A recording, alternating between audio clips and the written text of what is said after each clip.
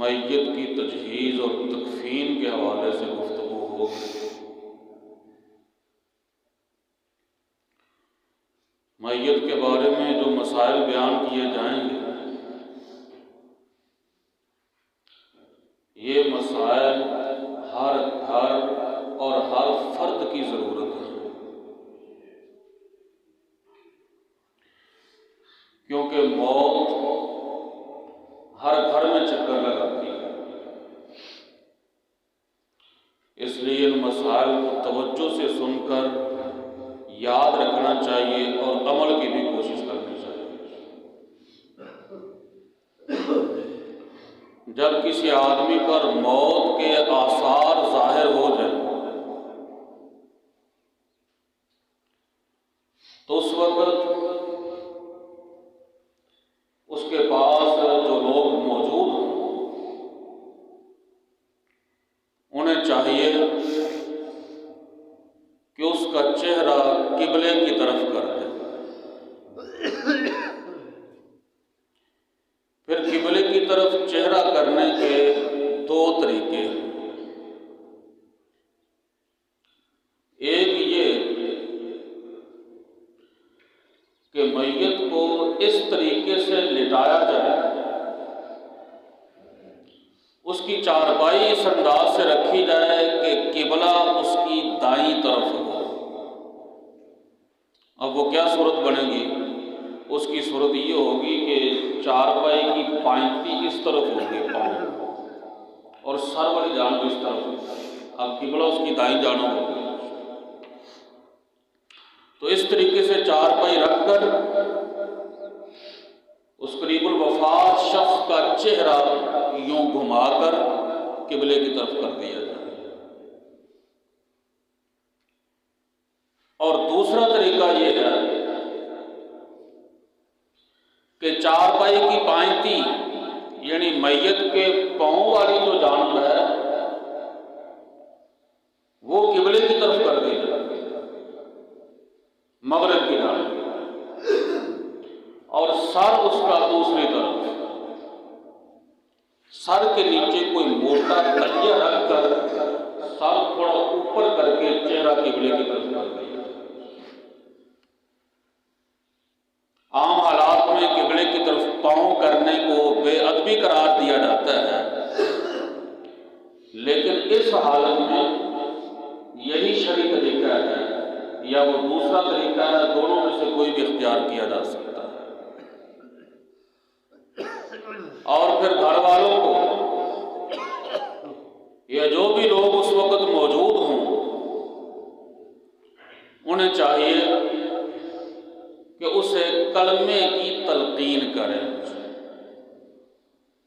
حدیث پاک میں آتا ہے، نبی پاک صلی اللہ علیہ وسلم نے ارشاد فرمایا کہ اپنے مردوں کو یعنی جو موت کے قریب ہوں انہیں لا الہ الا اللہ کی تلقین کیا کرو۔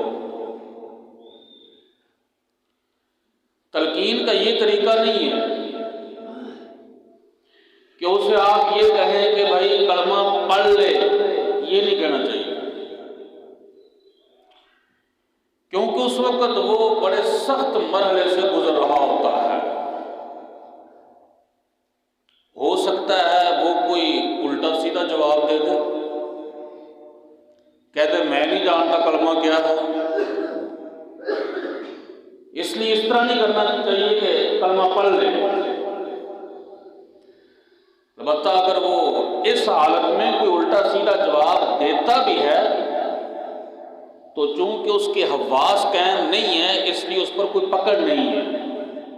کبھی زبان سے کوئی جملہ نکل بھی جائے نا تو پریشانی نہیں لینی چاہیے کہ معاذ اللہ یہ نقصان کر بیٹھا ہے بڑا۔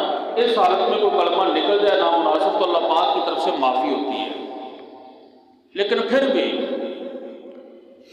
اس طرح تلقین کرنے کے بجائے صحیح طریقہ یہ ہے کہ اس کے پاس بیٹھ کر اونچی آواز سے خود کلمہ پڑھنا شروع کر دیں۔ اشہد ان لا الہ الا اللہ واشہد ان محمد رسول اللہ، یا صرف لا الہ الا اللہ محمد الرسول اللہ؟ جب وہ کلمہ سنے گا تو اسے خود بخود یاد آ جائے، اور پھر جب ایک مرتبہ وہ کلمہ پڑھ لے بس پھر خاموش ہو جائے، کیونکہ مقصد یہ نہیں ہے کہ سانس نکلنے تک وہ مسلسل پڑھتا ہی رہے، بلکہ مقصود یہ ہے کہ اس دنیا سے جاتے ہوئے آخری بات جو اس کی زبان سے نکلے وہ کلمہ ہو۔ کلمہ پڑھنے کے بعد وہ کوئی اور بات کر لیتا ہے تو پھر دوبارہ ترقی، لیکن اگر کوئی نہیں بات کرتا تو خاموش ہے۔ حدیث پاک میں آتا ہے من کان آخر کلامہ لا الہ الا اللہ دخل الجنہ، کہ جس آدمی نے دنیا سے جاتے ہوئے آخری الفاظ زبان سے یہ نکالے لا الہ الا اللہ محمد الرسول اللہ، فرمایا وہ جنت میں جائے۔ اور حضرت معقل بن یسار رضی اللہ تعالیٰ عنہ سے روایت ہے، کہتے ہیں کہ نبی کریم صلی اللہ علیہ وسلم نے ارشاد فرمایا کہ قریب الوفات شخص کے پاس بیٹھ کر سورہ یاسین کی تلاوت کیا کرو۔ اس کا فائدہ یہ ہوتا ہے کہ موت کی سختی سے اللہ پاک اس بندے کو محفوظ فرما لیتے ہیں، روح آسانی سے نکل جاتی ہے، اور اس وقت اس کے پاس بیٹھ کر ایسی باتیں نہیں کرنی چاہیے کہ جن باتوں کی وجہ سے اس کے دل میں دنیا کی محبت پیدا ہو۔ مثلا بیٹوں کو سامنے لے آئیں کہ یہ آپ کا بیٹا ہے، یہ رو رہا ہے، اس کا کون وارث ہوگا، نہیں، اس قسم کی باتیں نہیں۔ اب اس کے سامنے صرف آخرت کی باتیں جہاں وہ جا رہا ہے، تاکہ جب دنیا سے جائے تو آخری وقت میں دنیا کی محبت ساتھ لے کر نہ جائے، بلکہ آخرت کی، جنت کی اور اللہ پاک کی محبت لے کر جائے۔ اس وقت گفتگو اس کی جائیداد کے بارے میں باتیں چھیڑ دیں، اس کی اولاد کے بارے میں، بیوی کے بارے میں نہیں، اس سے پرہیز کرنا چاہیے، آخرت کی باتیں کریں اس کے ساتھ۔ اور جب اس کی روح نکل جائے تو اس کے تعلق والوں کو یہ دعا پڑھنی چاہیے، انا للہ و انا الیہ راجعون، اللہم اجعل فی مصیبتی اجرا واخلف لی خیرا منہا۔ اگر آگے والا حصہ یاد نہ ہو تو کم از کم اتنا ہی پڑھ لیا جائے، انا للہ و انا الیہ راجعون۔ اس کا مطلب پتہ کیا ہے؟ انا للہ، اس کا مطلب یہ ہے کہ ہم سارے کے سارے اللہ تعالیٰ کی ملکیت میں ہیں، وہ ہمارے مالک ہیں، ہم سارے اس کے مملوک ہیں۔ اب مالک کو اختیار ہوتا ہے نا کہ جس چیز میں اس کی ملکیت ہے اس میں جو چاہے تصرف کرے، بیچے رکھے، مالک کو اختیار ہوتا ہے۔ تو اللہ بھی ہمارے مالک ہیں، تو اسے بھی اختیار ہے ہمیں زندہ رکھے، موت دے، بیمار کرے، صحت دے، جو چاہے کر سکتا ہے۔ اور اس کے بعد ہے نا انا الیہ راجعون، اس کا مطلب کہ ہم سارے اللہ کے پاس واپس جائیں گے، ہم سارے اللہ کے پاس واپس جائیں گے۔ اچھا بتائیں، ایک آدمی یہاں سے کسی کام کے لیے لاہور جاتا ہے، اب لاہور جا کر کوئی اس سے پوچھے کہ واپس کب جانا ہے تو وہ یوں کہتا نا کہ 2 دن کے بعد واپس جاؤں گا، 2 دن کے بعد میں واپس جاؤں گا۔ لیکن وہاں سے جب گھر پہنچ جائے تو یہاں آ کر پھر وہ کہتا ہے کہ میں نے 2 دن بعد واپس جانا ہے، نہیں، جانا بھی ہے تو کہے گا میں نے سفر پہ جانا ہے، واپس نہیں کہے گا۔ کیا کہے گا اگر جانا بھی ہے کہ میں نے پھر دوبارہ سفر پہ جانا ہے؟ تو اس سے یہ بات سمجھ میں آئی کہ یہ جو واپس والا لفظ ہے نا، واپس والا، یہ اس وقت بولتے ہیں جب آدمی اپنے اصلی گھر کی طرف جاتا ہے۔ تو انا الیہ راجعون کا مطلب ہم اللہ کے پاس واپس جانے والے ہیں۔ مطلب اس کا کیا ہوا کہ اصلی گھر ہمارا وہی ہے، وہی ہم نے واپس جانا ہے۔ یہاں تو سفر پہ آئے ہیں۔ انا للہ و انا الیہ راجعون پڑھنے کے بعد پھر میت کے غسل اور کفن کا انتظام جلدی سے جلدی شروع کر دینا چاہیے، اور جب تک اسے غسل نہ دے دیا جائے اس وقت تک اس کے پاس بیٹھ کر قرآن کریم کی تلاوت کرنا درست نہیں ہے۔ بعض جگہوں پہ لوگ یہ کرتے ہیں کہ اس کی روح نکلنے کے بعد سورہ بقرہ کی تلاوت اس کے پاس شروع کر دیتے ہیں اور کہتے ہیں کہ اس سے اس کی قبر کا معاملہ آسان ہو جائے گا۔ ایصال ثواب پر حق ہے، اس میں کوئی شک نہیں، لیکن غسل دینے سے پہلے پھر اس کے پاس بیٹھ کر قرآن پاک کی تلاوت نہیں کرنی چاہیے اور صبر سے کام لینا چاہیے۔ آنسو بہانا یا دل کا غمگین ہونا یہ انسانی فطرت کا تقاضا ہے اور اس پر کوئی پکڑ نہیں ہے، بلکہ یہ تو کمال ہے، کیونکہ نبی پاک صلی اللہ علیہ وسلم نے آنسو بہائے اپنے بیٹی کی وفات کے موقع پر، اور دوسرے موقعوں پر بھی آپ کا آنسو بہانا ثابت ہے۔ کمال وہی ہے جو حضور نے کر کے دکھایا۔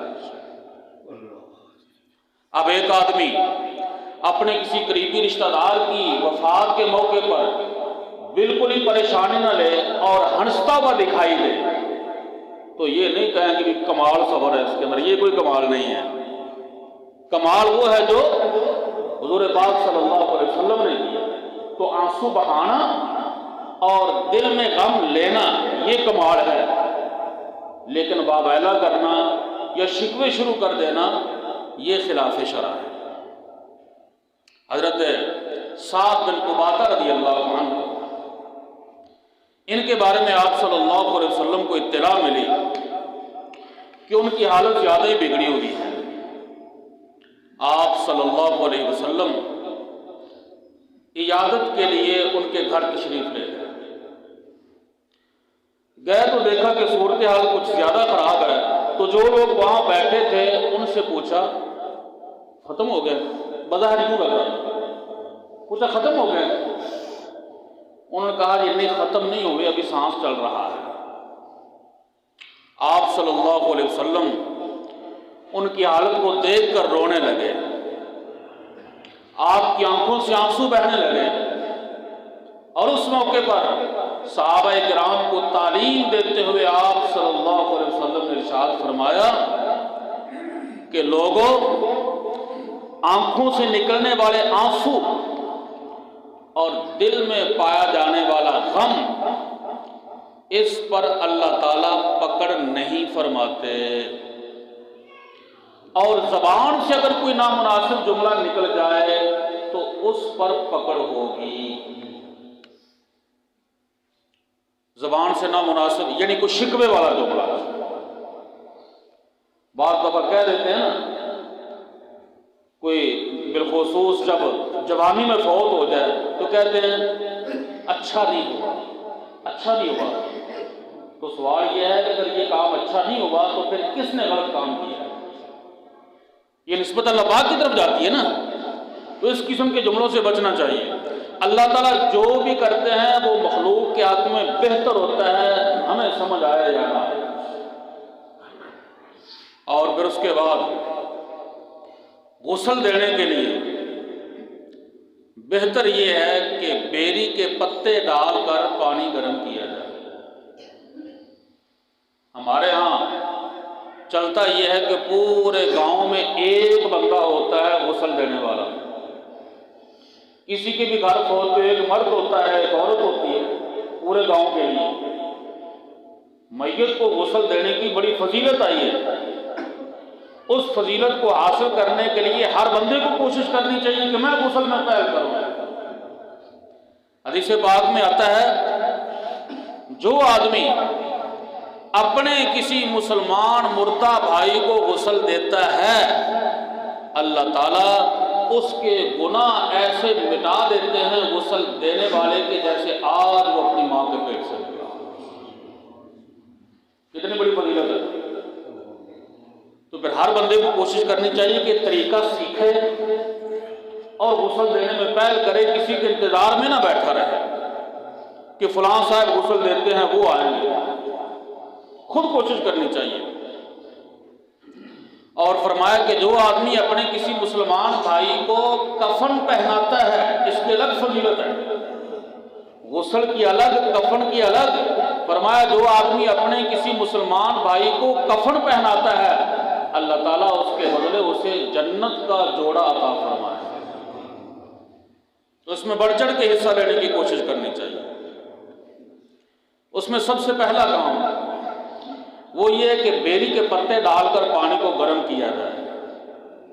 پتے نہ ملیں تو چلو ویسے ہی گرم کر لیا جائے، اور پھر ذرا ٹھنڈا کر کے نیم گرم، جیسے زندہ آدمی جتنا گرم برداشت کر سکتا ہے نا، اتنا گرم جب رہ جائے تو پھر اس کے ساتھ غسل دیں۔ اور غسل میں سب سے پہلا کام، میت کو چارپائی سے اٹھا کر غسل والے پھٹے پہ لٹائیں اور ناک سے لے کر پنڈلیوں تک موٹا کپڑا ڈال دیں، اتنا موٹا ہو کہ اس کے اوپر پانی بہانے کے باوجود بھی نیچے والا چمڑا نظر نہ آئے۔ پھر اس کے کپڑے چار کر دیں، صرف وہ موٹا کپڑا رہ جائے ناک سے لے کر پنڈلی تک۔ اور اس کے بعد سب سے پہلے اس کا استنجا کروایا جائے، اور استنجا کروانے میں اس بات کا خیال رکھنا چاہیے کہ جسم کے جس حصے کو دیکھنا اور اسے ہاتھ لگانا زندگی میں منع ہے، اس حصے کو دیکھنا اور ہاتھ لگانا موت کے بعد بھی ممنوع ہے، جائز نہیں ہے۔ اس لیے پردے کا مکمل اختیار ہے۔ اب ظاہر بات استنجا کروانا تو ہاتھ تو لگے گا نا، تو ہاتھ پہ دستانہ چڑھا لیا جائے۔ اگر باقاعدہ طور پہ بنا ہوا دستانہ نہیں ہے تو کپڑا چڑھا کر باندھ لیا جائے، وہ بھی دستانہ ہی ہے۔ کپڑے کے ساتھ چھویا جائے بقدر ضرورت، 3 یا 5 ڈھیلوں سے اس کا استنجا کروایا جائے، پھر پانی کے ساتھ صاف کیا جائے۔ اس کے بعد اگر معلوم ہو کہ یہ آدمی اس حالت میں فوت ہوا ہے کہ غسل اس پہ فرض تھا، یا عورت ہے حیض کی حالت میں فوت ہو گئی، یا غسل اپنے میاں کے حقوق ادا کرنے پر جس پر فرض تھا اور ابھی اس نے غسل کیا نہیں تھا ویسے فوت ہو گئی، تو پھر منہ کے اندر پانی ڈالنا چاہیے، صرف روئی کے ساتھ اوپر مسل دینا کافی نہیں، منہ کھول کے اندر پانی ڈالیں، پھر خشک کپڑا اندر منہ میں ڈال دیں تاکہ وہ کپڑا اس پانی کو پی لے، جتنا پی لے، کچھ آگے بھی گزر جائے تو جتنا ہو سکتا ہے وہی کرنا ہے۔ اور اگر اس حالت میں نہیں ہے تو پھر صرف اس کا منہ کھول کر دانتوں کے اوپر گیلی روئی پھیر دی جائے 3 مرتبہ، اور 3 مرتبہ نتنوں کے اندر گیلی روئی، پھر اس کے بعد اس کا چہرہ دھویا جائے۔ خلاصہ یہ ہے کہ مکمل وضو اس کا کروایا جائے جیسے زندہ آدمی وضو کرتا ہے۔ وضو کروانے کے بعد پہلے اسے اس طریقے سے لٹائیں کہ یہ دائیں کروٹ اوپر آ جائے، بائیں نیچے، یعنی اس طریقے سے، اور سر سے لے کر پاؤں تک سارے جسم پر اتنا زیادہ پانی ڈال دیں کہ وہ نیچے تک پہنچ جائے 3 مرتبہ۔ پھر اس کی کروٹ تبدیل کریں، پھر 3 مرتبہ دوسری کروٹ پر سر سے لے کر پاؤں تک اتنا زیادہ پانی ڈالیں کہ نیچے تک پہنچ جائے۔ غسل تو یہی ہے، لیکن اس کے بعد اگر صابن کا لگانا چاہیں تو لگا سکتے ہیں، صابن لگا کے پھر اس کو دھو دیا جائے جسم کو۔ پھر جب مکمل غسل ہو جائے تو پھر میت کی کمر والی جانب سے کوئی آدمی سہارا دے کر ذرا اونچا کرے اسے، اور اتنا اونچا کرے کہ وہ بیٹھنے کے قریب قریب ہو جائے۔ جو بندہ بیٹھتا ہے وہ اس طرح ہوتا ہے، تو وہ بھی کم از کم یہاں تک تو پہنچ ہی جائے، بیٹھنے کے قریب قریب۔ اور پھر اگر اس کے جسم سے کوئی فضلہ خارج ہوتا ہے چھوٹے پیشاب کے راستے سے یا بڑے پیشاب کے راستے سے، تو صرف اسے صاف کر دیا جائے۔ خارج ہونے کے بعد نئے سرے سے اس کا وضو کروانا یا غسل کروانا یہ ضروری نہیں ہے، صرف جس جگہ سے فضلہ خارج ہو اس جگہ کو صاف کر دیا جائے۔ پھر اسے نیچے لٹا کر اب یہ جو اس کے جسم پہ پہلے سے کپڑا موجود ہے یہ تو گیلا ہو گیا نا نہانے کی وجہ سے، اب اس کی جگہ خشک کپڑا ڈالیں۔ اب دوبارہ جو کپڑا ڈالنا ہے یہ زیادہ موٹا نہ بھی ہو تو کوئی حرج نہیں، کیونکہ اب اس پر پانی تو نہیں لگے گا۔ ہاں، پہلے جو کپڑا ڈالا اس کا زیادہ موٹا ہونا ضروری ہے، اس میں پانی میں بھیگنا ہوتا ہے، پھر جسم کے نظر آنے کا خطرہ ہوتا ہے۔ اب خشک کپڑا ڈال کر بڑے آرام سے نیچے والا کپڑا کھینچ لیا جائے، اس طریقے سے کھینچا جائے اور نیا کپڑا ڈالا جائے کہ ناک سے لے کر گھٹنوں کے نیچے تک کا کوئی بھی حصہ ظاہر نہ ہو اور اس پر کسی کی نظر نہ پڑے۔ ہاں، غیر اختیاری طور پر مکمل احتیاط کے باوجود کہیں سے کوئی حصہ ننگا ہو جاتا ہے تو وہ انسان کے بس میں نہیں ہوتا، اتنے کی معافی ہوتی ہے۔ پھر اسے اٹھا کر چارپائی کے اوپر کفن بچھا ہوا ہوتا ہے پہلے ہی، تو اوپر لٹا دیا جائے۔ پھر آگے ہے کفن کی تفصیل۔ مسنون کفن میں کتنے کپڑے ہونے چاہیے؟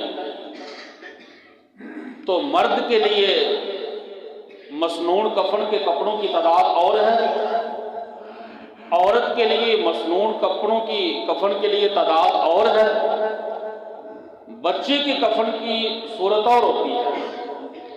کفن کی مکمل تفصیل انشاءاللہ العزیز وہ اگلے جمعے بیان ہوگی۔ باقی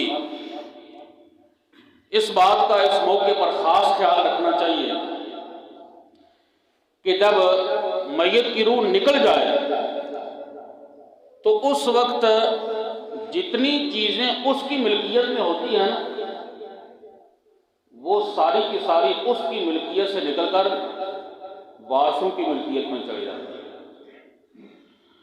تو اس کی مملوکہ اشیاء میں سے اس کے کفن اور غسل کا جو خرچہ ہے وہ کریں اور اس کا قرض اتاریں، اس کے بعد وہ رسا میں تقسیم کر دیں۔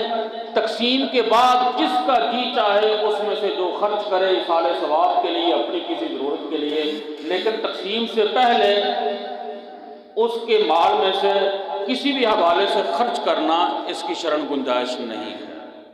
کفن کی تفصیل انشاءاللہ العزیز